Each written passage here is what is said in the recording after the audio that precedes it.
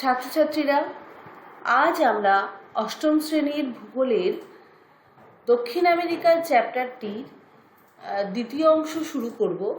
এবং যেরকম কথা ছিল আমাদের যে আমরা দ্বিতীয় অংশের শুরুতে প্রথম অংশ যেটা আমরা আগের দিন পড়া হয়েছে সেই পড়াটার কিছুটা রেস্ট রেখে আমরা দ্বিতীয় অংশ শুরু করব। তো প্রথম দিন আমরা কি পড়েছিলাম? প্রথম দিন আমরা যা পড়েছিলাম তার শেষের অংশটা বলতে সেখানে নদ নদীকে বোঝায় এবং নদ নদীরও একদম বিস্তারিত আলোচনা ছিল। দক্ষিণ আমেরিকার অন্যতম বৃহত্তম নদী, দক্ষিণ আমেরিকাই নয় সমগ্র পৃথিবীর অন্যতম বৃহত্তম নদী, যার নাম আমাজন, জলপ্রবাহের দিক থেকে সবথেকে বৃহত্তম নদী, সেই নদীকে একটু আলোচনা করে তারপরে আমরা আজকের পড়াটা শুরু করব। তাহলে চলো আজকে আমরা শুরু করি আমাদের পড়া। আজ আমরা দেখব দক্ষিণ আমেরিকার এই যে বৃহত্তম নদী অ্যামাজন, সেই সম্পর্কে আমরা কিছু দেখতে পারি কিনা। প্রথমত দেখো, এটা দক্ষিণ আমেরিকার অ্যামাজন নদী এবং নদীটাকে খেয়াল করে দেখো, এই সেই বৃহত্তম নদী কেন বলা হয় এটাকে? জলপ্রবাহের দিক থেকে এবং আয়তনের দিক থেকে। দেখতে পাচ্ছ ছবিতে যেটা হলুদ রঙের অংশ, এই পুরোটাই কিন্তু দক্ষিণ আমেরিকার এই যে অ্যামাজন নদী, এই অ্যামাজন নদী অববাহিকা, নদীর ধারণ অববাহিকা। আমরা ছোটবেলায় পড়েছিলাম যে নদীর ধারণ, ক্লাস 7এই পড়েছি যে নদীর ধারণ অববাহিকা কাকে বলে। তার মানে নদীতে যেখান থেকে জল আসে, যে সমস্ত অঞ্চল থেকে নদীতে জল আসে, সেই সমস্ত এরিয়াটাকে যদি একসাথে, সমস্ত এলাকাটাকে যদি আমরা একসাথে নিই তাহলে সেটাই হলো নদীর ধারণ অববাহিকা। তো এইখানে দেখো মূল নদীটা কিন্তু এরকম বেগুনি রং করে দেওয়া রয়েছে, কিন্তু তার অসংখ্য উপনদী আছে, দেখতেই পাচ্ছ অনেকগুলো, জারুয়া, পুরুষু, এরকম অনেকগুলো নদী দেখতে পাচ্ছ এখানে আছে।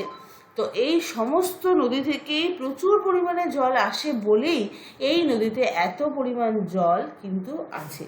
এবং সেজন্য এই নদী কিন্তু এইভাবে দেখো, আমরা দেখেইছি এর আগের আলোচনাতে, সেটা যে আমাদের দক্ষিণ আমেরিকার পশ্চিম প্রান্ত বরাবরই রয়েছে কিন্তু আন্দিজ পর্বতমালা, এবং এই নদীটা স্বাভাবিকভাবেই এই আন্দিজ পর্বতমালার মিশমিশ শৃঙ্গ থেকে উৎপত্তি লাভ করে এটা দেখো পুরো এই ব্রাজিলের মধ্যে দিয়ে প্রবাহিত হয়ে একেবারে আটলান্টিক মহাসাগরে গিয়ে পড়েছে। এবং এর এত জল বহন করার কারণেই এর মধ্যে কিছু বৈশিষ্ট্য আমরা দেখতে পাই। সেটা হচ্ছে যে এই নদী চিরপ্রবাহী, সারা বছর জল থাকে। এই নদীতে একদিকে যেমন বর্ষার জল আসে, অন্যদিকে তেমন বরফ গলা জলও আসে, কারণ জায়গাটা সেটা এমন একটা জায়গা, নিরক্ষীয় অঞ্চলে। আমরা পড়েছি নিরক্ষীয় বৃষ্টি অরণ্যে, যেখানে সারাটা বছর প্রত্যেক দিনই প্রায় 4 o'clock রেইন আমরা পড়েছি সেটা দেখতে পাওয়া যায়। তো প্রচুর বৃষ্টির জল পায়। এছাড়া আন্দিজ পর্বতমালা থেকে যেহেতু বয়ে এসছে তাই বরফ গলা জলও আছে, তাই প্রচুর পরিমাণে জল কিন্তু আছে।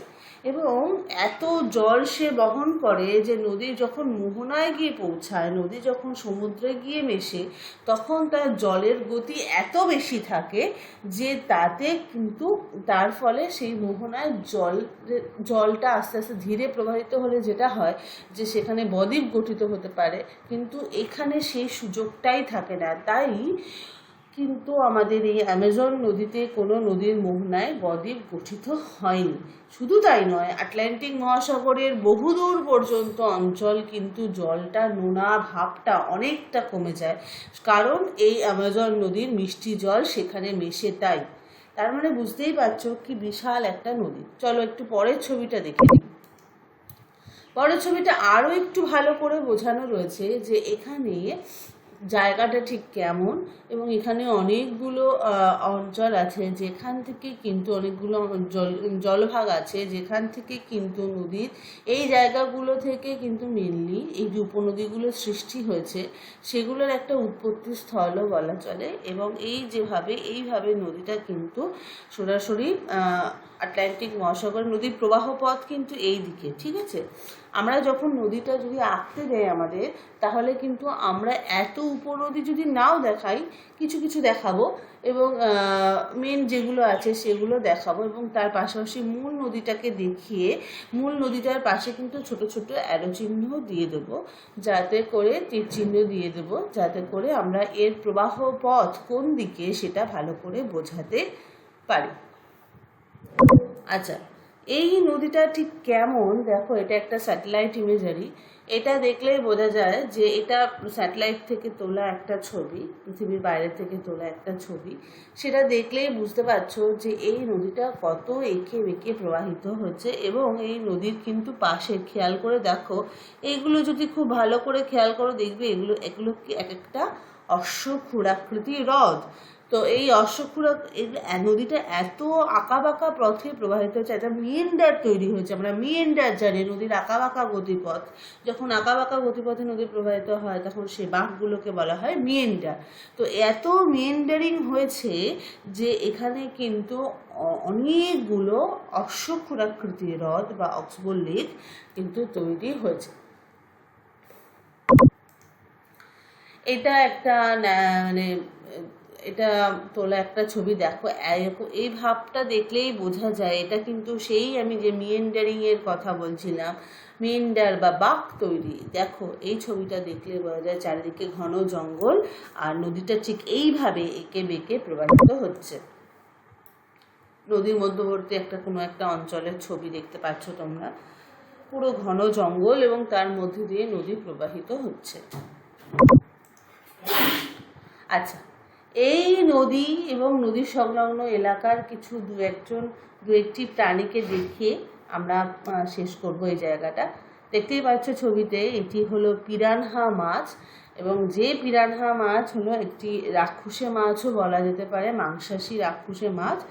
এটা পৃথিবীর সব থেকে ভয়ঙ্কর মাছ যেটা আমাজনে পাওয়া যায়, এবং সেই ভয়ঙ্কর প্রাণীটি যার নাম হলো অ্যানাকোন্ডা সাপ, এবং এটাও এই অঞ্চলে সেলভা অরণ্যের এই অঞ্চলে পাওয়া যায়। এটি ট্যারেন্টুলা মাকড়সা, যেটি এই অঞ্চলের মানে সব থেকে অন্যতম বিষাক্ত মাকড়সা বলা যায়।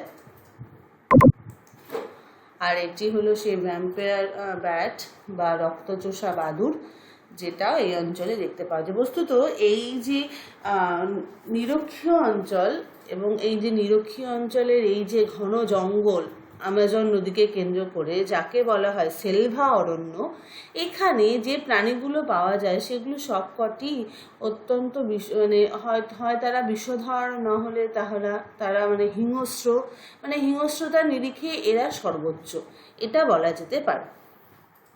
তো এখানেই আমরা আপাতত আমাদের এই শোটা বন্ধ করছি। এরপর আমরা যেটা দেখব সেটা হলো আমাদের সরাসরি বইয়ের পড়াতে চলে যাব। বইয়ের পড়াতে আজকে আমরা পড়ব, তো যেটা পড়ব সেটা হলো আমাদের আমাজন নদীর পরবর্তী অংশ। আচ্ছা, এই প্রসঙ্গত আরেকটু কথা বলে যাই যে অ্যামাজন নদীর কিন্তু আয়তন, যেটা আমরা ছবিতে দেখছিলাম, এই আয়তন কিন্তু প্রায় 70,50,000 বর্গ কিলোমিটার, বিশাল বড় নদী, এবং প্রায় 1000-এরও বেশি কিন্তু উপনদী রয়েছে। জলপ্রবাহ হয় প্রায় 2,09,000 ঘনমিটার, 2,09,000 ঘনমিটার জল প্রবাহিত হয়। আচ্ছা বেশ, আজকের তাহলে দ্বিতীয় অংশের পড়া শুরু হচ্ছে আমাদের জলবায়ু। জলবায়ুর মধ্যে রয়েছে, আমরা প্রথমেই দেখব যে উত্তর আমেরিকা মহাদেশটি উত্তরের কিছুটা অংশ উত্তর গোলার্ধে অবস্থিত, দক্ষিণ আমেরিকা মহাদেশটির উত্তরের কিছুটা অংশ দক্ষিণ গোলার্ধে অবস্থিত। ফলে মহাদেশটির উত্তর ও দক্ষিণ অংশে বিপরীত ধরনের ঋতু পরিবর্তন দেখতে পাওয়া যায়। তার মানে এই মহাদেশটার মধ্যে একদিকে, আচ্ছা এইটা বোঝার জন্য আরেকটুখানি আমরা এর আগের ছবিটা যদি দেখতে পাই তাহলে আমাদের একটু সুবিধা হবে। দেখো, যে কোনো একটা ছবি দেখি, সেটা এই দেখো, এটা কিন্তু 0 ডিগ্রি অক্ষরেখা মানে নিরক্ষরেখা, এর ওপরটা হচ্ছে 10 ডিগ্রি উত্তর অক্ষরেখা, নিচে যত যাব দক্ষিণে 10 ডিগ্রি, 20 ডিগ্রি দক্ষিণ, 30 ডিগ্রি দক্ষিণ, 40 ডিগ্রি দক্ষিণ, 50 ডিগ্রি দক্ষিণ। তার মানে এই মহাদেশের মাঝখান দিয়ে নিরক্ষরেখা বিস্তৃত হওয়া এই মহাদেশটা কিন্তু কিছুটা অংশ উত্তর গোলার্ধের মধ্যেও পড়বে, আবার কিছুটা অংশ দক্ষিণ গোলার্ধের মধ্যেও কিন্তু পড়ছে, যে কারণে এখানে 2 গোলার্ধের প্রভাবই কিন্তু আমরা দেখতে পাবো। পড়াতে চলে যাচ্ছি। তাই জন্য তার ফলে উত্তর ও দক্ষিণ অংশে বিপরীত ধরনের ঋতু পরিবর্তন। একদমই তাই, যে উত্তর গোলার্ধে আমরা পড়েছি, উত্তর গোলার্ধে যখন যেমন ঋতু থাকবে ঠিক তার বিপরীত ধরনের ঋতু দক্ষিণ গোলার্ধে দেখতে পাওয়া যায়। যদি উত্তর গোলার্ধে গ্রীষ্মকাল হয়, দক্ষিণ গোলার্ধে শীতকাল হয়। যদি উত্তর গোলার্ধে বসন্তকাল হয়, দক্ষিণ গোলার্ধে হয় শরৎকাল, এরকম। তো যেমন উত্তর গোলার্ধে যখন এটা সেটাই লেখা রয়েছে। এবং এরপরে এইটা একটা বিশেষ কারণ কিনা অবস্থান, যে অবস্থানের কারণে, অক্ষাংশগত অবস্থান, সেটার কারণে কিন্তু এখানে 2 গোলার্ধের মধ্যে পড়ে যাওয়ার কারণে এখানে জলবায়ুর বৈচিত্র্য 2 গোলার্ধে 2 রকম, এবং তার ফলে এই মহাদেশের মধ্যেও 2 রকম জলবায়ু, বিপরীত ধরনের জলবায়ুর অবস্থান দেখতে পাওয়া যায়। এছাড়া আর যা যা রয়েছে তার মধ্যে রয়েছে আবারও একটু অক্ষাংশগত অবস্থান। যদি আমি বলি তাহলে দক্ষিণ আমেরিকা উত্তর দিকে নিরক্ষরেখা এবং প্রায় মাঝ বরাবর মকরক্রান্তি রেখা অক্ষাংশগত অবস্থানে মহাদেশটি 70% উষ্ণমণ্ডলের অন্তর্গত, বাকি 20% নাতিশীতোষ্ণ অঞ্চলে, এবং তারপরে যে 10% থাকে সেটা কিন্তু শীতল নাতিশীতোষ্ণ অঞ্চলের অন্তর্গত রয়েছে। তার মানে খেয়াল করে দেখো, এই 70%টাই হলো উষ্ণমণ্ডলের অন্তর্গত, ফলে এখানে গ্রীষ্মপ্রধান জলবায়ুর অবস্থানই আমরা কিন্তু বেশি দেখতে পাবো, এবং তার পাশাপাশি অল্প কিছু জায়গায় নাতিশীতোষ্ণ জলবায়ু দেখতে পাবো, এবং সামান্য কিছু জায়গায় শীতল জলবায়ু দেখতে পাবো। তাহলে এখানে একটা প্রশ্ন আছে যে দক্ষিণ আমেরিকা মহাদেশটির বেশিরভাগ অংশ কোন জলবায়ুর অন্তর্গত। একদম সরাসরি উত্তর চলে আসে যে দক্ষিণ আমেরিকা মহাদেশের বেশিরভাগ অঞ্চলটি কিন্তু উষ্ণমণ্ডলের অন্তর্গত হওয়ার কারণে এখানে হয় ক্রান্তীয় জলবায়ু, না হলে এখানে নিরক্ষীয় জলবায়ু, সেটা দেখতে পাওয়া যাবে। কাজে এই ধরনের জলবায়ুর কিন্তু প্রভাব খুব বেশি পরিমাণে দেখতে আমরা পাবো, যেহেতু এই অঞ্চলের মধ্যে উষ্ণমণ্ডলের অংশটা সব থেকে বেশি, প্রায় 70%। আচ্ছা, এরপরে আছে সমুদ্র থেকে দূরত্ব। এটা কিন্তু একটা বিশেষ গুরুত্বপূর্ণ অংশ। কি, মহাদেশটার উত্তর অংশ প্রশস্ত, আমরা দেখেছি যে এখানকার মহাদেশের উত্তর অংশ প্রশস্ত, দক্ষিণ অংশ সংকীর্ণ, ফলে মহাদেশের উত্তর অংশে অভ্যন্তরভাগে সমুদ্রের প্রভাব তেমন দেখতে পাওয়া যায় না, কিন্তু দক্ষিণ অংশে কিন্তু প্রচুর সমুদ্রের প্রভাব আমরা দেখতে পাই। যে কোনো একটা ম্যাপ যদি আমরা দেখি, দেখো এটাই দেখি, তো দেখো উত্তর অংশটা যথেষ্ট চওড়া, ফলে এই মধ্যভাগে এই জায়গা কিন্তু সমুদ্রের প্রভাব নেই। আর আমরা জেনেছি যে সমুদ্রের প্রভাব যেখানে নেই সেখানকার জলবায়ু চরম ভাবাপন্ন হয়, সমুদ্রের প্রভাব থাকলে সেখানে কিন্তু জলবায়ু সমভাবাপন্ন হয়, মানে গরম ঠান্ডা এর প্রকোপ খুব বেশি হয় না। কিন্তু দক্ষিণ অংশটা খেয়াল করে দেখো, এতটাই সরু যে এখানে প্রত্যেকটা জায়গাতেই সমুদ্রের প্রভাব কিন্তু বিশেষভাবে পরিলক্ষিত হয়। সেই কারণে এবার যেহেতু একটা প্রশ্ন আসছে, তাহলে এই মহাদেশের কোন অংশ সমুদ্র দ্বারা বেশি প্রভাবিত? একদম সরাসরি উত্তর, এই মহাদেশের দক্ষিণ অংশ কিন্তু সমুদ্র দ্বারা বেশি প্রভাবিত। কোন অংশের জলবায়ু সমভাবাপন্ন? অবশ্যই দক্ষিণ অংশের জলবায়ু বেশি সমভাবাপন্ন প্রকৃতির।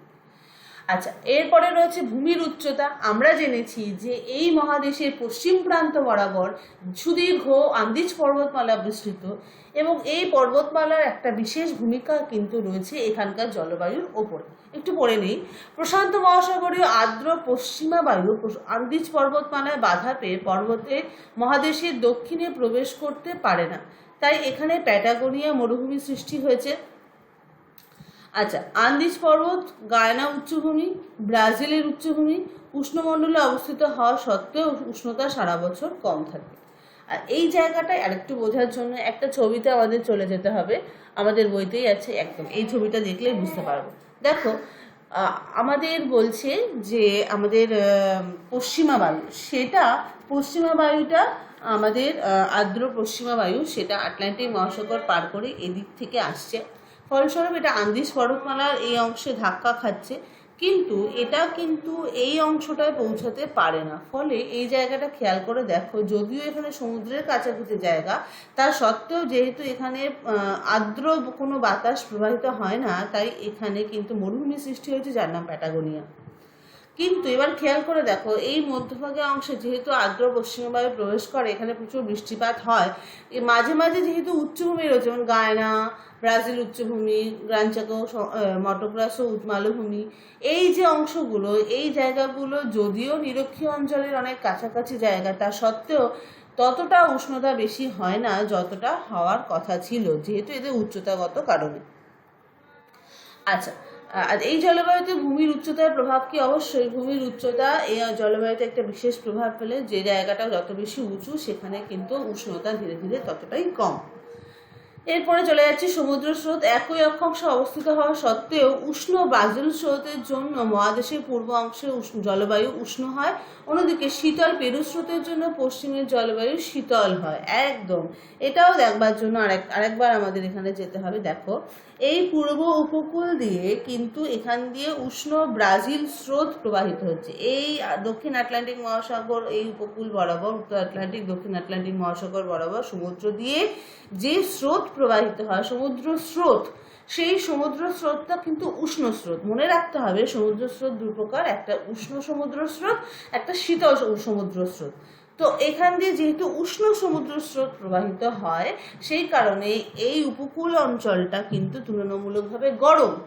কিন্তু যদি আমি এই প্রশান্ত মহাসাগরের এই পাশটায় চলে আসি, সেখানে কিন্তু শীতল পেরু স্রোত প্রবাহিত হয় এই উপকূল বরাবর, সেই জন্য এই অঞ্চলটা কিন্তু তুলনামূলকভাবে ঠান্ডা। শীতল স্রোত, উষ্ণ স্রোত কোনো অঞ্চলের জলবায়ুর উপর ব্যাপক প্রভাব বিস্তার করে, যে কারণেই আমাদের এটা কিন্তু বলা। তাহলে সমুদ্র স্রোত কোনো অঞ্চল, সমুদ্র স্রোত কীভাবে এই অঞ্চলের জলবায়ুকে প্রভাবিত করে, তাহলে এটাই উত্তর লিখব যে এই অঞ্চলে পূর্ব দিক বরাবর যেহেতু ব্রাজিল স্রোত প্রবাহিত হয়, উষ্ণ স্রোত, সে কারণে এই অঞ্চলের ব্রাজিল স্রোত প্রবাহিত অংশে পার্শ্ববর্তী যে উপকূলবর্তী অঞ্চল, সেখানে কিন্তু উষ্ণতা অনেক গুণ বৃদ্ধি পায় তুলনায় যেটা পশ্চিম প্রান্ত, মহাদেশের পশ্চিম প্রান্ত, সেখান দিয়ে শীতল পেরু স্রোত প্রবাহিত হওয়ার কারণে জলবায়ু তুলনামূলকভাবে ঠান্ডা। আচ্ছা, এরপরে আছে বায়ু প্রবাহ। এই মহাদেশের পশ্চিম প্রান্তে আটাকামা মরুভূমির সৃষ্টি হয়েছে। দক্ষিণ পূর্ব আয়নবায়ু আন্দিজ পর্বতে বাধা পেয়ে এই পর্বতের পশ্চিম ঢালে বৃষ্টির ছায়া অঞ্চলে পরিণত হয়েছে। বাধা পায় বলে এই পর্বতের পশ্চিম ঢাল বৃষ্টির ছায়া অঞ্চলে পরিণত হয়েছে। এবার এই জায়গাটা আরেকটুখানি দেখতে হবে, আরেকবার চলে যাই। দেখো, এই জায়গাটা দেখো, এইখান দিয়ে এই অক্ষাংশগত দিক থেকে একটুখানি দেখে নিই। এটা হলো 30 ডিগ্রি অক্ষাংশ, এবং এই জায়গাটাতে কিন্তু দক্ষিণ পূর্ব আয়নবায়ুর প্রবাহ পথ। এবার দক্ষিণ পূর্ব আয়নবায়ু দক্ষিণ পূর্ব দিক থেকে আসছে। দক্ষিণ পূর্ব মানে এই দিক থেকে আসছে, এই দিক থেকে, এই দিক থেকে। তো এই দিক থেকে আসছে মানে এটা এসে সরাসরি আন্দিজ পর্বতে ধাক্কা খাচ্ছে, খেয়ে আন্দিজ পর্বতের এই পূর্ব ঢালে প্রচুর বৃষ্টিপাত ঘটাচ্ছে। কিন্তু সেই শৈলক্ষে বৃষ্টিপাত পড়েছি আমরা, সেখানেই দেখেছি যে পর্বতের এক ঢালে বৃষ্টি হয়, শৈলক্ষে বৃষ্টি অপর ঢালে হয় না। তো সেই ঢালটা হলো আমাদের গিয়ে এই যে পশ্চিম ঢাল, যেটা সংকীর্ণ উপকূলবর্তী অঞ্চল, সেখানে তেমন বৃষ্টি হয় না। ফলে সেখানে একটা মরুভূমি সৃষ্টি হয়েছে, যে মরুভূমিটার নাম হচ্ছে আটাকামা মরুভূমি। আমরা এইখানে পাবো, এই যে এইটা হচ্ছে আটাকামা মরুভূমি, এরকম জায়গাতে রয়েছে। তো এটা হয়ে গেল। তাহলে এবার যেটা দেখো, মহাদেশের ক্রান্তীয় অঞ্চলে পশ্চিম অংশে মরুভূমির সৃষ্টি হয়েছে কেন? ক্রান্তীয় অঞ্চলে পশ্চিম অংশে মরুভূমির সৃষ্টি হয়েছে এই কারণে, তার কারণ দক্ষিণ পূর্ব মৌসুমী আয়নবায়ু কিন্তু আন্দিজ পর্বতে ধাক্কা খেয়ে তার পূর্ব ঢালে বৃষ্টিপাত ঘটালেও তার পশ্চিম ঢালে কিন্তু বৃষ্টিপাত ঘটায় না। ফলে পশ্চিম ঢালটা হয়েছে বৃষ্টির ছায়া অঞ্চল, ফলে সেখানে বৃষ্টিপাতের অভাবে মরুভূমির সৃষ্টি হয়েছে। তো আপাতত মনে হয় আমাদের জলবায়ু অঞ্চল আলোচনা এখানেই শেষ করতে হবে। জলবায়ু, এরপরে যেটা দেখবো, জলবায়ু অঞ্চলের সাথে স্বাভাবিক উদ্ভিদের সম্পর্ক, সেটা একবার একটু আমাদের ভালো করে দেখতে হবে। আচ্ছা, এখান থেকে আমাদের যেটা বেশি জানতে হবে যে এখানে কি কি ধরনের জলবায়ু আছে, এবং জলবায়ুর সাথে সঙ্গতি রেখে কি কি ধরনের স্বাভাবিক উদ্ভিদ কিন্তু আমরা দেখতে পাচ্ছি। একটু আমরা ছবি দিয়ে আজকে এখানটা পড়ি। দেখো, প্রথমে আছে নিরক্ষীয় জলবায়ু ও চিরহরিৎ সেলভা অরণ্য। দেখতেই পাচ্ছ সবুজ রঙের অংশটা নিরক্ষীয় জলবায়ু, চিরহরিৎ সেলভা অরণ্য। জানি এই জায়গাটা কেমন, সারা বছর উষ্ণতা অনেক বেশি এবং বৃষ্টিপাতও বেশি এবং প্রচুর ঘন জঙ্গল তৈরি হয়েছে, ঋতু পরিবর্তন হয় না, সারা বছর ধরে প্রত্যেক দিন বৃষ্টি হয়, যেটাকে বলা হয় 4 o'clock rain। এবং এই অঞ্চলে এতটাই ঘন যে কোথাও কোথাও সূর্যের আলো পৌঁছাতেই পারে না, যে কারণে একে গোধূলি অঞ্চল বা রিজিয়ন অফ টুয়াইলাইট বলা যেতে পারে। এই এলাকাটাকে, এই যে নিরক্ষীয় অঞ্চলটাকে, এখানে প্রচুর ঘন সন্নিবিষ্টভাবে গাছগুলো অবস্থান করে। মেনলি এই জায়গাটা যার মধ্যে পড়ে তার মধ্যে রয়েছে ব্রাজিল, কলম্বিয়া, ভেনিজুয়েলা, সুরিনাম এর দক্ষিণাংশ ইত্যাদি। আচ্ছা, এরপরে রয়েছে সাভানা জলবায়ু, সাভানা তৃণভূমি। একটু জায়গাটা দেখে নিই, এই সেই সাভানা জলবায়ু, সাভানা তৃণভূমি দেখে নাও। এখানে দুটো ভাগ আছে, সাভানার দুটো অংশ আছে, একটা হলো ক্যাম্পাস আর একটা হলো গ্র্যান্ড চ্যাকো। এই দুটো অঞ্চলকে একটু আলাদা করে দেখানো আছে। এই দুটোই হলো সাভানা তৃণভূমি, একটা গায়না উচ্চভূমি ও ব্রাজিল উচ্চভূমি নদী উপত্যকাতেই দেখতে পাওয়া যায়। এখানে গ্রীষ্মকাল আর্দ্র, উষ্ণ আর্দ্র, শীতকাল শীতল শুষ্ক, বেশিরভাগ বৃষ্টি গ্রীষ্মকালেই হয়, বৃষ্টিপাত তেমন খুব বেশি হয় না বলেই এখানে কিন্তু তৃণভূমি, কোনো বড় গাছ পাওয়া যায় না তেমনভাবে, এখানে তৃণভূমি সৃষ্টি হয়েছে। এবং যে কটা ছোট ছোট গাছ, মানে বড় ছোট বড় মিলিয়ে কয়েকটা কিছু পরিমাণে গাছ একদম দেখা যাবে না সেরকম না, আছে।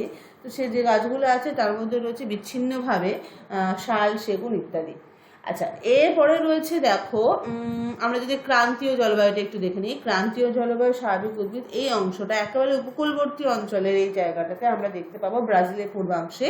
এবং এখানে কিন্তু আয়ন বইয়ের প্রভাবে এখানে গ্রীষ্মকালে বৃষ্টিপাত হয়, শাল, সেগুন, জারুল, মেহগনি ইত্যাদি গাছ এখানে দেখতে পাওয়া যায়। একটু ক্রান্তীয় মরু, মানে যেটা হলুদ রঙের রয়েছে, ক্রান্তীয় মরু জলবায়ু স্বাভাবিক উদ্ভিদ, এখানটা একটু দেখে নেবো। মহাদেশের পশ্চিমাংশে একটু আগে পড়ছিলাম, এখানেই রয়েছে আটাকামা মরুভূমি। এটাই হলো বৃষ্টিচ্ছায় অঞ্চল, যেটা আয়নবায়ুর প্রবাহ পথে মধ্যে পড়ে। এবং এখানে কিন্তু গ্রীষ্মকাল খুব গরম, শীতকাল খুব ঠান্ডা, বেশ ঠান্ডা বলা যেতে পারে। এবং এটা পৃথিবীর সব থেকে শুষ্কতম অঞ্চল বললেও ভুল হবে না। এবং এখানে কাঁটা জাতীয় ঝোপঝাড়, গুল্ম, ক্যাকটাস ইত্যাদি দেখতে পাওয়া যায়। আচ্ছা, এরপরে একটু দেখে নেব যে শীতল সামুদ্রিক জলবায়ু, যেটা হচ্ছে কিনা একেবারে দক্ষিণে, যেটা নীল রঙের অংশ দেখতে পাচ্ছি।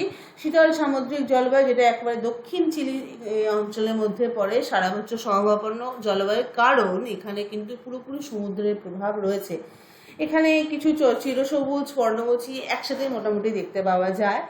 আচ্ছা, এরপরে দেখে নেব নাতিশীতোষ্ণ তৃণভূমি স্বাভাবিক উদ্ভিদ। অবশ্যই নাতিশীতোষ্ণ তৃণভূমি স্বাভাবিক উদ্ভিদের মধ্যে আমরা পাবো এই জায়গাটা দেখতে পাচ্ছ, পম্পাস লেখা আছে। এটাই হলো সেই পম্পাস তৃণভূমি অঞ্চল, যেখানে কিনা এটা হলো আর্জেন্টিনা, উরুগুয়ে, এই দুটো দেশের মধ্যে পাবো। এখানকার জলবায়ু সমভাবাপন্ন, বৃষ্টিপাত কম হয়, গ্রীষ্মকালটা বেশ উষ্ণ এবং এখানে ঘাস জাতীয় তৃণ কিন্তু দেখতে পাওয়া যায়। আর একটা অঞ্চল আমাদের এখানে দেখতে হবে, সেটা হলো নাতিশীতোষ্ণ মরু জলবায়ু ও স্বাভাবিক উদ্ভিদ। এখানটা আমরা আগেই পড়েছি, এখানে আছে প্যাটাগোনিয়া মরুভূমি।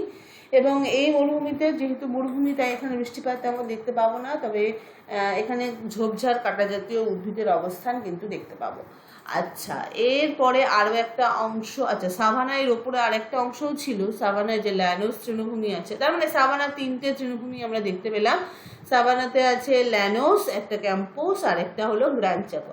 এবার এই যে সাভানা আর পম্পাস, এই দুটোর মধ্যে ডিফারেন্স কি? সাভানা হলো ক্রান্তীয় তৃণভূমিকে বলা হয় সাভানা, আর নাতিশীতোষ্ণ তৃণভূমিকে বলা হয় পম্পাস। এবার এখানে আরেকটু ডিফারেন্স আছে, সেটা হচ্ছে যে সাভানা তৃণভূমিতে, সাভানার যেখানে যে ধরনের ঘাস ঝোপঝাড় দেখতে পাওয়া যায়, কিছু গাছও দেখতে পাবো, কিছু ঝোপঝাড় দেখতে পাবো, যেগুলোর আকার আয়তন তুলনামূলকভাবে অনেক বড়।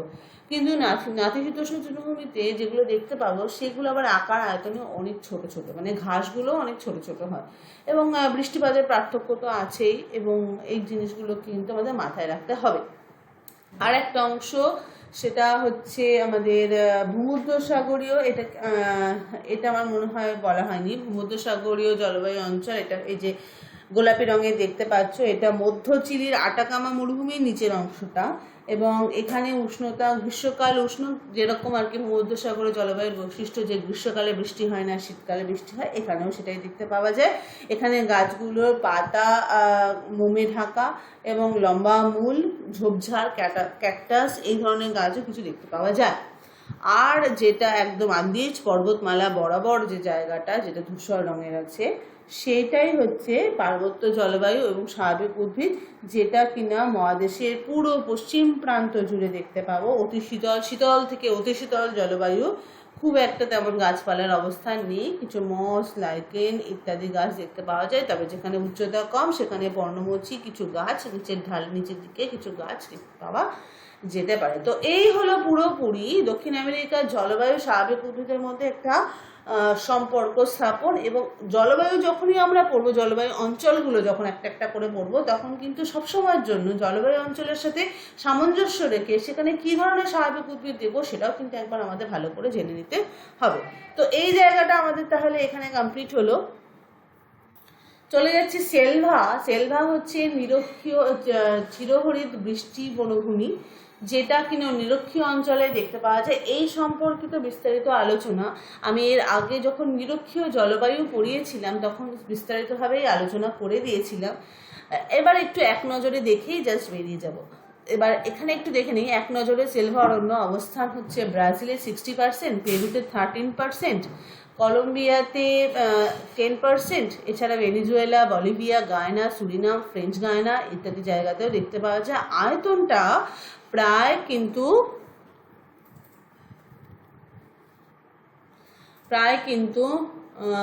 55 লক্ষ বর্গ কিলোমিটার। পৃথিবীর মোট জীবন্ত প্রজাতির প্রায় 10% এখানে দেখতে পাওয়া যায়। মানে এত ধরনের মানে উদ্ভিদ প্রাণী দেখতে পাওয়া যায় এখানে, যে সেটা পৃথিবীর আর অন্য কোথাও দেখতে পাওয়া সম্ভব নয়। এছাড়া এখানটা কি আছে, পৃথিবীর 20% অক্সিজেনের যোগান দেয় এই বনভূমি। মানে এত গাছ যে এখান থেকে প্রচুর পরিমাণে অক্সিজেন কিন্তু পাওয়া যায়, যে কারণে একে পৃথিবীর ফুসফুস বলা হয়। এছাড়া আছে 2.5 লক্ষ প্রজাতির পতঙ্গ আছে এবং 4 লক্ষ উদ্ভিদ, এখানে প্রজাতির উদ্ভিদ এখানে দেখতে পাওয়া যায়। তাহলে বুঝতেই পারছো কি বিশাল একটা বনভূমি, যেখানে বিশাল একটা মানে বাস্তুতন্ত্র রয়েছে উদ্ভিদ ও প্রাণীদের নিয়ে। তো একটু পড়ে নিই। নিরক্ষরেখার উভয় দিকে বিশেষত আমাজন নদী অববাহিকার অধিকাংশ স্থান জুড়ে এই বনভূমি অবস্থান করছে। প্রচুর সারা বছর প্রচুর উষ্ণতা এবং বৃষ্টিপাত হয়। গড় উষ্ণতা হলো 25 ডিগ্রি সেলসিয়াস থেকে 27 ডিগ্রি সেলসিয়াস। বৃষ্টিপাতের পরিমাণও 250 থেকে 300 সেন্টিমিটার, কোনো কোনো স্থানে 1000 সেন্টিমিটারেরও বেশি বৃষ্টি হয়।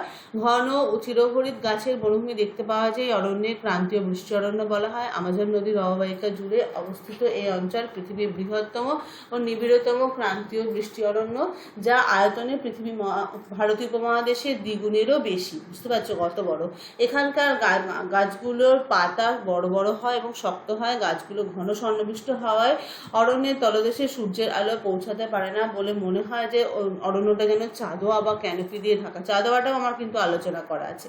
এই অরণ্যে বৃক্ষ শ্রেণী গাছের সাথে লতানো পরজীবী গাছও আছে। মানে বড় গাছকে জড়িয়ে আবার ছোট ছোট অনেক রকম পরজীবী গাছও দেখতে পাওয়া যায়, যার ফলে সূর্যের আলো কিন্তু একেবারে তলদেশে পৌঁছাতে পারে না বলে তলদেশটা স্যাঁতসেঁতে দুর্গম অপ্রবেশ্য। সেলভা অরণ্যে পরিবেশে ফার্ন, ছত্রাক, শৈবাল, বিভিন্ন ধরনের আগাছার সঙ্গে বিষাক্ত অ্যানাকোন্ডা সাপ, ট্যারেন্টুলা মাকড়সা, মাছি, মাংসাশী পিঁপড়ে, রক্তচোষা বাদুড়, জোঁক ইত্যাদি জীবজন্তু দেখতে পাওয়া যায়, যেটার ছবি আমি তোমাদের আগেই দেখিয়েছি। এছাড়া এই অঞ্চলে নদীতে মাংসাশী পিরানহা মাছ এবং কুমির দেখতে পাওয়া যায়। মানে আমি একটু আগেই বলছিলাম এই জায়গাটা ঠিক কেমন, এবং তোমরা ছবিতেও দেখে নিয়েছো। আচ্ছা, এর পরেরটায় চলে যাচ্ছি পম্পাস। পম্পাস অঞ্চলটা আমাদের একটু পড়তে হবে। পম্পাস হচ্ছে দক্ষিণ আমেরিকার নাতিশীতোষ্ণ তৃণভূমি অঞ্চল। মূলত লা প্লাটা নদীর অববাহিকা অঞ্চলটাই কিন্তু আমাদের এই পম্পাস অঞ্চল। তো পম্পাস একটা স্পেনীয় শব্দ, যার অর্থ হচ্ছে বিস্তীর্ণ সমতল ভূমি। এই অঞ্চলে বিস্তীর্ণ তৃণভূমি পম্পাস নামে পরিচিত। এই অঞ্চলটার মধ্যে কোন অঞ্চলটার আছে, আর্জেন্টিনা, উরুগুয়ে, যেটা আমি বলছিলাম লা প্লাটা নদীর অববাহিকা। আকৃতি অনেকটা আধখানা চাঁদের মতো। অবস্থানটা আগেই বলে নিয়েছি আমরা। এটা এই তৃণভূমিটা 30 ডিগ্রি দক্ষিণ থেকে 38 ডিগ্রি দক্ষিণ অক্ষাংশ এবং 54 ডিগ্রি পশ্চিম থেকে 65 ডিগ্রি পশ্চিম দ্রাঘিমার মধ্যে অবস্থান করছে। এর উত্তরে রয়েছে গ্রান চাকো উচ্চভূমি, ব্রাজিল উচ্চভূমি, পূর্ব দিকে আটলান্টিক মহাসাগর, দক্ষিণে প্যাটাগোনিয়া মরুভূমি এবং পশ্চিমে আন্দিজ পর্বতমালার কিছু অংশ। তো এখানকার ভূমি কেমন? এই জায়গাটা পলিবাহিত মৃত্তিকা এখানে দেখতে পাওয়া যায়, যে কারণে, এবং বায়ুবাহিত লোয়েশ মৃত্তিকাও দেখতে পাওয়া যায়। তার মানে পলিমৃত্তিকা এবং লোয়েশ মৃত্তিকা দুটো সংমিশ্রণই এখানে দেখতে পাওয়া যায়। কোথাও কোথাও ছোট ছোট পাহাড়ের টিলাও আছে। এই অঞ্চলে পশ্চিম দিকে আন্দিজ পর্বতমালা পাদদেশীয় অংশ থেকে পূর্বে আটলান্টিক মহাসাগর দিয়ে ঢাল, তার মানে অঞ্চলটা পশ্চিম থেকে পূর্ব দিকে ঢাল। আর এই দুটি নদী এই দুটি নদী, আচ্ছা, পারানা ও প্যারাগুয়ে এই অঞ্চলের প্রধান নদী। হ্যাঁ, পারানা প্যারাগুয়ে অঞ্চলের প্রধান নদী। এই দুটো নদী যেখানে মিলিত হয়েছে সেখানে এই নদীর জায়গাতে রয়েছে বুয়েনোস এয়ার্স শহর, যেটা আর্জেন্টিনার রাজধানী। এছাড়া এখানে রয়েছে এখানে এই বুয়েনোস এয়ার্স শহরের কাছেই এই পারানা প্যারাগুয়ের সাথে উরুগুয়ে নদী মিলে এই তিনটে নদী মিলে নাম হয়ে গিয়েছে লা প্লাটা। এটা আমরা আগের দিনই পড়াতে জেনেছিলাম। আচ্ছা, এখানকার জলবায়ু স্বাভাবিক উদ্ভিদে একটু ছোট্ট করে দেখে নেবো। আর জলবায়ু যথেষ্ট আরামদায়ক। গ্রীষ্মকালীন তাপমাত্রা 20 থেকে 24 ডিগ্রি সেলসিয়াস, শীতকালে 8 থেকে 10 ডিগ্রি। বার্ষিক বৃষ্টিপাত বেশ কম, আর কম হওয়ার জন্যই কিন্তু এখানে তৃণভূমি তৈরি হয়েছে। তাই গড়ে 50 সেন্টিমিটার থেকে 100 সেন্টিমিটার, যেটা কিনা পশ্চিম দিকে থেকে তুলনায় পূর্ব দিকে বেশি বৃষ্টি হয় স্বাভাবিকভাবেই, কেননা পূর্ব দিকটা আটলান্টিক মহাসাগরের কাছাকাছি আর পশ্চিম দিকটা আন্দিজ পর্বতের কাছাকাছি। তাই জন্য পশ্চিম দিকে বৃষ্টিপাতটা একটু বেশি, পশ্চিম দিকে বৃষ্টিপাতটা কম হয় পূর্ব দিকের তুলনায়। এবং বৃষ্টিপাতের পরিমাণ কম হওয়ার জন্য এখানে তৃণভূমি সৃষ্টি হয়েছে। এবং এই তৃণভূমিটা কিন্তু ছোট ছোট তৃণ দেখতে পাওয়া যায়, যার মাঝে মাঝে পপলার, ইউক্যালিপটাস গাছও দেখতে পাওয়া যায়। বর্তমানে এই তৃণভূমির অধিকাংশই পরিবহন ও কৃষিকাজের জন্য কেটে ফেলা হয়েছে। এটা কিন্তু একটা সমস্যা, যে এই তৃণভূমির উপর নির্ভর করে এখানে পশুপালন করা হয় এবং ইত্যাদি। কিন্তু যদি তৃণভূমি না থাকে তাহলে তো এই ধরনের কাজে একটু ব্যাঘাত সৃষ্টি হয় বটেই। আচ্ছা, এখানে কৃষিকাজ কি কি করা হয় দেখে নিই। দক্ষিণ আমেরিকা এই অঞ্চল, পম্পাস অঞ্চল, সব থেকে বেশি উন্নত এবং এখানে উর্বর পলিমৃত্তিকা, সুপরিমিত বৃষ্টিপাত এখানে কৃষিকাজে অনুকূল। প্রধান কৃষিজ ফসলের মধ্যে রয়েছে গম। আর্জেন্টিনায় খুব বেশি পরিমাণে গম উৎপাদিত হয়, যে কারণে এটা পৃথিবীর শ্রেষ্ঠ গম রপ্তানিকারক দেশে পরিণত হয়েছে। গম ছাড়াও এখানে ভুট্টা, বার্লি, আখ, তুলা, নানা রকম ফল, শাকসবজি পাওয়া যায়। অত্যাধুনিক যন্ত্রপাতি ব্যবহার, উন্নত প্রথায় এখানে কৃষিকাজ করায় যে উৎপাদনের পরিমাণ বেশি হয়। যেহেতু এখানে লোকসংখ্যা তুলনামূলকভাবে অনেকটা কম এবং জমির আয়তন, জোত যেটাকে বলে, সেটা অনেক বড় বড় হয়, ফলে অত্যাধুনিক যন্ত্রপাতি কিন্তু জমিতে ব্যবহার করা যায়। ফলস্বরূপ এখানে কিন্তু যেটা হয় সেটা হচ্ছে প্রচুর পরিমাণে শস্য উৎপাদন করা সম্ভব হয়, যে কারণে পম্পাস অঞ্চলকে দক্ষিণ আমেরিকার শস্য ভাণ্ডারও কিন্তু বলা হয়। আচ্ছা, পশুপালনটা একটু দেখে নেই। এখানে পশুপালন ভীষণ ভালোভাবে করা যায় এবং এই পশুচারণ ভূমিকে এখানে একটা বিশেষ নাম দেওয়া হয়, তাকে বলা হয় এস্টেনশিয়া। অধিবাসীরা প্রথমত মাংস, দুধের জন্য পশুপালন করে। যেখানে বেশি বৃষ্টিপাত হয় সেখানে গবাদি পশু পালন করা হয়, এবং যেখানে কম বৃষ্টিপাত হয় মানে পশ্চিম দিকের অংশটা, সেখানে ভেড়া প্রতিপালন করা হয়। আন্দিজ পর্বতের পাদদেশীয় অংশে কর্ডোবা অঞ্চলে দুগ্ধ শিল্পের জন্য বিখ্যাত এবং এখানে প্রধানত দুগ্ধ প্রদানকারী গরু প্রতিপালন করা হয়। বুয়েনোস এয়ার্স প্রদেশের দক্ষিণ পশ্চিম অংশে পম্পাস অঞ্চলে প্রধান পশুপালন কেন্দ্র। আর্জেন্টিনার প্রায় 40% ভেড়াই বুয়েনোস এয়ার্সের প্রদেশে পালন করা হয়। পম্পাস অঞ্চল থেকে প্রচুর পরিমাণে গোমাংস, মাখন, চিজ, পনির, পশম, চামড়া, চর্বি হিমশীতল অবস্থায় বিদেশে রপ্তানি করা হয়। এখান থেকে প্রচুর পরিমাণে পশুজাত দ্রব্য কিন্তু উৎপাদন করা হয় এবং সেগুলো বিদেশে রপ্তানিও করা হয়ে থাকে। তার মধ্যে যেমন বললাম গোমাংস, মাখন, চিজ, পনির, পশম, চামড়া, চর্বি ইত্যাদি। মাংস রপ্তানিতে কিন্তু পম্পাস অঞ্চল তথা আর্জেন্টিনা পৃথিবীর প্রথম স্থান কিন্তু অধিকার করে। আচ্ছা, খনিজ সম্পদ শিল্প, এখানে খনিজ সম্পদ তেমন পাওয়া যায় না, তাই খনিজ ভিত্তিক কোনো বড় শিল্প এখানে তেমনভাবে গড়ে ওঠেনি। তুলনায় পশুজাত কৃষিজাত দ্রব্য এখানে প্রচুর পাওয়া যায়, তাই এই ভিত্তিক যে শিল্পগুলো অর্থাৎ খাদ্য প্রক্রিয়াকরণ শিল্প বা অন্যান্য এই ধরনের শিল্প এখানে গড়ে উঠেছে। পশুজাত কাঁচামালের উপর ভিত্তি করে গুঁড়ো দুধ, পনির, মাখন, চিজ প্রভৃতি দুগ্ধজাত ও মাংস প্রক্রিয়াকরণ শিল্প এখানে গড়ে উঠেছে। কৃষিজাত কাঁচামালকে কেন্দ্র করে ময়দা, চিনি, বেকারি প্রভৃতি শিল্প এখানে কিন্তু গড়ে উঠেছে। তার মানে এখানে কৃষিকাজের ওপর নির্ভর করেও কিছু শিল্প গড়ে উঠেছে, আবার পশুপালনের ওপর নির্ভর করেও বেশ কিছু শিল্প এখানে গড়ে উঠেছে। তাহলে আজকে কিন্তু আমাদের এই দক্ষিণ আমেরিকার এই জায়গা অবধি পড়াটা শেষ হলো, বই থেকে আমাদের পড়াটা শেষ হলো। আমরা এখন একটু এই দক্ষিণ আমেরিকার পম্পাস অঞ্চলের কিছু ছবি দেখে আজকে আমাদের পড়াটা কিন্তু শেষ করব। তো আমাদের এই যে লাস্ট যে পাতাটা আমরা পড়লাম, এই পাতাটা কিন্তু ভীষণ ইম্পর্টেন্ট। পম্পাস অঞ্চল, প্রেইরি অঞ্চল থেকে, পম্পাস অঞ্চল থেকে যেখানে আমরা কৃষিকাজটা পাবো, পশুপালনটা পাবো, এই জায়গাটা কিন্তু খুব গুরুত্ব দিয়ে আমাদেরকে পড়তে হবে। আমরা চলে যাচ্ছি আমাদের, আমি যেমন বললাম যে আমরা এবার একটু পম্পাস অঞ্চলে কিছু ছবি দেখে পড়াটা শেষ করব। হ্যাঁ, সেটাই করব। দেখো, দক্ষিণ আমেরিকার এই জায়গাটাই কিন্তু পম্পাস অঞ্চল, যেরকম তোমাদের বইতে আছে সেভাবেই এই অঞ্চলটাকে চিহ্নিতকরণ করলেই চলবে। দেখো, এখানকার তৃণভূমির ঘাসগুলো অত্যন্ত ছোট ছোট এবং জায়গাটা ঠিক এরকম দেখতে হয়। এটি এখানকার একটি বিশেষ ধরনের হরিণ, ভেড়ার দল। এটি পাওয়া যায় দক্ষিণ আমেরিকা এই অঞ্চলে একটি বিশেষ ধরনের, অদ্ভুত ধরনের এক ধরনের প্রাণী।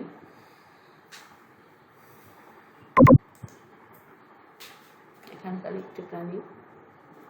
ব্যাস, শেষ হলো। পম্পাস অঞ্চলটাকেও আমরা দেখে নিলাম এবং এখানেই আমরা আমাদের পড়াটা শেষ করছি। তোমরা সবাই সুস্থ থাকবে, ভালো থাকবে, বাড়িতে থাকবে, মন দিয়ে পড়াশুনো করবে। আর যা যা করোনাকে প্রতিহত করবার জন্য যা যা প্রিকশন নিতে হয় সেগুলো নেবে। ভালো থাকো।